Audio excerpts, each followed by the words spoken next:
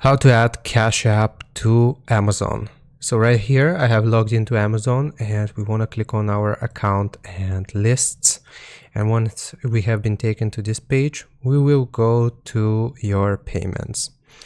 So from this page we want to focus on the left hand side or the right hand side, doesn't matter, but basically we want to click on add a payment method, and right here it will ask us what type of payment method we want to add. So we are going to choose add a credit or debit card. Now if you have a cash card, then it counts as a debit card.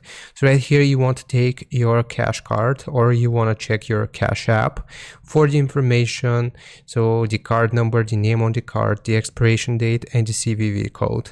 So basically after you have typed this out accordingly to your cash card, then you can click on this button to add the card, and now this will have successfully connected your Cash App card to Amazon, and you will be able to make payments on it. So it's simple. I hope this helps. Leave a like and sub, and I'll see you next time.